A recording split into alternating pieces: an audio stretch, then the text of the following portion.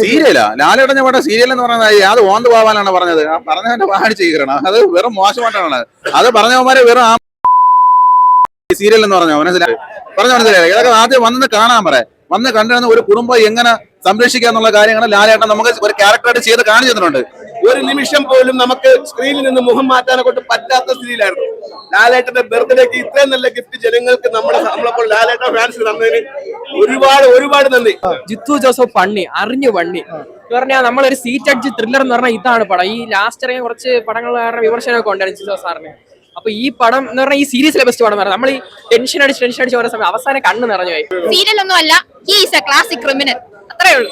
പക്കാ പടം. പിന്നെ കുറെ ട്രോൾസ് ഒക്കെ വരുമായിരിക്കും. എല്ലാരും പറഞ്ഞു വാഴയുടെ കൂടെ ഇറക്കുമ്പോ എന്തോ ഇതാവും കളിയാക്കും എന്നൊക്കെ പറഞ്ഞ് കുറെ മീഡിയകൾ പറഞ്ഞു. അതൊന്നും അല്ല, പക്കാ ജിത്തു ജോസഫ് മൂവി. ഫസ്റ്റ് ഹാഫും സൂപ്പർ, സെക്കൻഡ് ഹാഫും അതിനെക്കാട്ടി ട്വിസ്റ്റ് നല്ല സുന്ദരമായ ഒരു ട്വിസ്റ്റ് ആയിരുന്നു. ലാസ്റ്റ് നമ്മൾ കൊണ്ട് നിർത്തിയേക്കുന്ന എൻഡിങ് ടൈൽ എന്ന് പറഞ്ഞു കഴിഞ്ഞാൽ വീണ്ടും നമുക്ക് ദൃശ്യം 4ലേക്കുള്ള നമുക്ക് ഇതിലെ രോമാഞ്ചം കൊണ്ടുന്ന രീതിയിലേക്കാണ് ട്വിസ്റ്റ് വന്ന് നിർത്തിയേക്കുന്നത്. പ്രിയപ്പെട്ട നമ്മുടെ പ്രേക്ഷകർ മനസ്സിലാക്കേണ്ടത്, നമ്മുടെ ഈ ഏരിയസ് പ്ലസിൽ ഇവിടെ ഫാൻ ഷോ കണ്ടക്ട് ചെയ്തിട്ടില്ല. ഫാൻ ഷോ കണ്ടക്ട് ചെയ്യാത്ത ഈ ഒരു തിയേറ്ററിനകത്ത് ഈ ഒരു ഓളം കൊണ്ടുവരാൻ ലാലേട്ടന് സാധിച്ചിട്ടുണ്ടെങ്കിൽ അത് മനസ്സിലാക്കുക. വിമർശിക്കാൻ വേണ്ടി മാത്രം കുറച്ച് ആൾക്കാർ വന്നിട്ടുണ്ട്. അവരുടെ ആവേശം വിമർശനം മാത്രമല്ല, സ്ലോ ഫേസ് ആണ്, അതിൽ സംശയമൊന്നുമില്ല. പടം കിടിലൻ ട്വിസ്റ്റും കിടിലൻ സസ്പെൻസും കിടിലൻ പില്ലറും കൊണ്ട് കിടിലമായിട്ട് പടം അവസാനിച്ചിട്ടുണ്ട്. 100% വന്ന് കാണാം നിങ്ങൾക്ക്. ദൃശ്യം 3 എന്ന് പറയുന്ന സിനിമ ഇമോഷണൽ വഴി മനുഷ്യരെ പിടിച്ചിരുത്തി ഓരോ ഹൈപ്പില് ഒരു ജോർജ് കുട്ടി ഇറങ്ങി തിരിച്ചുകയാണ്. സ്വന്തം കുടുംബത്തെ ഏത് വിധേനെ രക്ഷിക്കും എന്നുള്ള രീതിയിൽ ജോർജ് കുട്ടി ഇറങ്ങി തിരിച്ചതിന്റെ ഏറ്റവും വലിയ ഉദാഹരണമാണ് ദൃശ്യം 3 എന്ന് പറയുന്നത്. എല്ലാ അച്ഛനും അമ്മമാരും എല്ലാവരും ചെയ്യുന്നത് സ്വന്തം മക്കളെ ഒരു ഇതിലും പിടിച്ചുവിടാതെ അവരെ രക്ഷിക്കാൻ വേണ്ടിയാണ്. അത് ജോർജ് കുട്ടി സത്യസന്ധമായ രീതിയിൽ കൃത്യമായ രീതിയിൽ ചെയ്തു വെച്ചിട്ടുണ്ട്. ദൃശ്യം 3 എന്ന് പറയുന്നത് ഈ ഇന്ത്യൻ സിനിമയിൽ തന്നെ ഒരു കൾട്ട് സിനിമയായിട്ട് മാറിയിരിക്കുകയാണ് എന്നുള്ളത്. നല്ല സിനിമ നമുക്ക് കാണാൻ പറ്റിയ കിടില സിനിമ.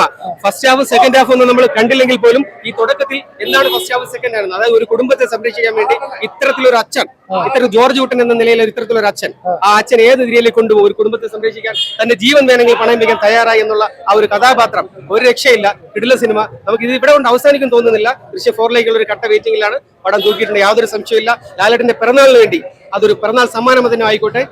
ഈ കിടില സിനിമയാണ്, മസ്റ്റ് വാച്ച് ആണ്. നമുക്ക് സ്ലോ മൂഡാണ്. ലാലേട്ടൻ കരയിച്ചു.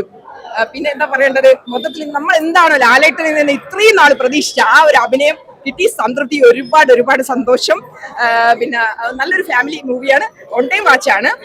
അടിപൊളി. മൊത്തത്തില് ലാലേട്ടൻ മിന്നിച്ചു. ഹാപ്പി ബർത്ത്ഡേ ലാലേട്ടൻ. നല്ല പടം, അടിപൊളി പടം. സെക്കൻഡ് ഹാഫ് സൂപ്പർ, നന്നായിട്ട് ഇഷ്ടപ്പെട്ടു. അടിപൊളി. സൂപ്പർ. ബ്രോ, പടം വൈസ് നോക്കുമ്പോൾ ഫസ്റ്റ് ഹാഫ് ഒരു സീരിയൽ ലെവല്, സെക്കൻഡ് അതായത് ക്ലൈമാക്സിന് വേണ്ടി മാത്രം എടുത്തോളത്തെ ഒരു ഫീൽ തന്നെയാണ് വന്നത്. കാരണം ക്ലൈമാക്സിലേക്ക് എങ്ങനെയെങ്കിലും എത്തിക്കണം എന്നുള്ള ഫീൽ എനിക്ക് തോന്നിയത്. 1 and 2 തന്നെയാണ് ഏറ്റവും ബെറ്റർ. 3 വരുമ്പോഴത്തേക്കും എനിക്ക് നോക്കുമ്പോൾ ഒരു ആവറേജ്, ഒരു നോർമൽ ജിത്തു ജോസഫ് പടം വെച്ച് നോക്കുമ്പോൾ ഓക്കെയാണ്. ദൃശ്യം ഫ്രാഞ്ചൈസിയിലോട്ട് വരുമ്പോഴത്തേക്കും ഭയങ്കര സംഭവം എനിക്ക് ഫീൽ ചെയ്യുന്നില്ല. ഒരു ആവറേജ്, അത്രേ ഉള്ളൂ. ഭയങ്കരമായിട്ടൊന്നും പ്രതീക്ഷിക്കാതെ ചുമ്മാ വന്ന് ദൃശ്യം ഫാൻസിന് കാണാനുള്ളത് ഉണ്ടോ ചോദിച്ചാൽ ഇല്ല. 1 and 2 അപേക്ഷിച്ച് നോക്കുമ്പോൾ 3 ഒന്നുമില്ല. കുറെ ചാനൽസിന്റെ റിവ്യൂസ് ഞാൻ കണ്ടായിരുന്നു. ഇത് വെറും ഫ്ലോപ്പ് ആവുന്നതാണ്. കാര്യം അതിന്റെ ഉദാഹരണം എന്ന് പറയുന്നത് ജിത്തു ജോസഫിന്റെ ഈ ഇറങ്ങിയ 2-3 പടങ്ങളൊക്കെ കഴിഞ്ഞ് വെറും ഫ്ലോപ്പ് ആയിരുന്നു. പക്ഷേ ഇത് ലാലേട്ടന്റെ പടമാണ്. ദൃശ്യം 1 എല്ലാവരും സ്വീകരിച്ചു, ദൃശ്യം 2 സ്വീകരിച്ചു. അതുപോലെ തന്നെ ഇതിന്റെ സസ്പെൻസ് എന്ന് പറയുന്നത് ഞാൻ പറയുന്നില്ല, എന്നാലും ഒരു ജസ്റ്റ് കാര്യം പറയുന്നതാണ്. 1 സഹദേവൻ എന്നുള്ള ക്യാരക്ടറായിരുന്നു, സെക്കൻഡിൽ ഇല്ല. പക്ഷെ ഇതിന്റെ ഇന്റർവൽ പഞ്ചിങ് എന്ന് പറയുന്നത് സഹദേവൻ എന്നുള്ള ക്യാരക്ടറാണ് കൊണ്ടുവന്നിരിക്കുന്നത്. അതിന്റെ ക്ലൈമാക്സ് എന്ന് പറയുന്നത് നമ്മളെ കണ്ണ് നനഞ്ഞു. കുടുംബ പ്രേക്ഷകർ വന്നിരുന്നു കഴിഞ്ഞാൽ കൈയടിച്ച് നമ്മളെ ദൃശ്യം 3 നമ്മൾ സ്വീകരിക്കും. ഇത് 1-ലും 2-ലും 3-ലും തീരൂല, അത് 4-ലേ തീരുള്ളൂ.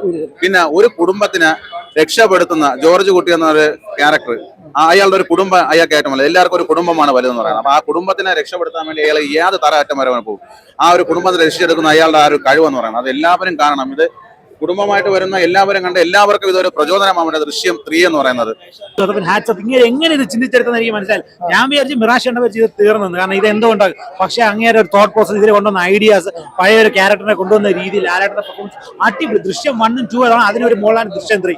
കിട്ടില്ല പടം. ആരൊക്കെ വന്നാലും മോഹൻലാലാണ്. അതിന് മുകളിൽ ഒരുത്തനും വരില്ല മത്സരിക്കാൻ. 2ാം സ്ഥാനത്തിനുണ്ട്, 1ാം സ്ഥാനം ലാലേട്ടൻ തന്നെയാണ്. ഇത് മലയാള സിനിമ അടുത്ത ബെഞ്ച് മാർക്ക് കളക്ഷനാണ്. ഷുവർ ഷോട്ട് എഴുതി വെച്ചോ, ഇൻഡസ്ട്രി പക്ക അടിപൊളിയായിട്ട് എല്ലാ ക്യാരക്ടേഴ്സും ഡെവിളിഷ് പെർഫോമൻസ്. സെക്കൻഡ് ഹാഫ് തൂക്കി. അതായത് ഇത് പക്ക മലയാളം ഫിലിം, മോളിവുഡിന് ഏറ്റവും വലിയൊരു ട്രെൻഡ്മാർക്ക് ആവാൻ പോകുന്ന ഒരു പടമായിരിക്കും. പഴയ പല ആൾക്കാരുടെയും വമ്പൻ റീ എൻട്രി ഒക്കെ ഉണ്ട്. എക്സ്പെക്ട് ചെയ്യാത്ത കുറെ ഇതൊക്കെ ഉണ്ട്. ഇതുവരെയുള്ള ജോർജ് കുട്ടി എന്ന് പറഞ്ഞ ക്യാരക്ടർ ചെയ്ത് എക്സ്പെക്ട് ചെയ്യാത്ത പലതും ഇതിന്റെ അകത്തുണ്ട്. നല്ല സിനിമ ഉഗ്രം സിനിമ. ക്ലൈമാക്സ് ആണെങ്കിലും നമ്മൾ പ്രതീക്ഷനേക്കാൾ അപ്പുറത്ത് പോയി. Hats off to Jeethu Joseph. ഇങ്ങനെ ഒരു സാധനം എങ്ങനെയാണ് പുള്ളി എഴുതിയെടുക്കുന്നതെന്ന് ഒരു പിടിയും കിട്ടുന്നില്ല. മുന്നത്തെ സിനിമകളെക്കാളും ലാലേട്ടന്റെ പ്രകടനം ഇതിനകത്ത് അഭിനയമാണെങ്കിലും നല്ലതായിട്ടുണ്ട്. അവസാനം എല്ലാവർക്കും ആ കൈ അടിച്ചുകൊണ്ട് ഇറങ്ങി വരാൻ പറ്റും. ഉഗ്രം സിനിമയാണ് ബ്രോ. അടിപൊളി പടം. അയ്യോ, ലാലേട്ടന്റെ വൺ മാൻ ഷോ ആണ്. പിന്നെ നല്ല ഗ്രിപ്പിംഗ് സ്റ്റോറിയാണ്, നല്ല ത്രില്ലിംഗ് സ്റ്റോറിയാണ്, നല്ല എൻഗേജ് ആയിട്ട് പോകുന്നുണ്ട്. 2 മണ്ണ് പോലെ തന്നെ അതിനെക്കാട്ടി മേളിൽ ടോപ്പ് എന്ന് പറയും. അടിപൊളി.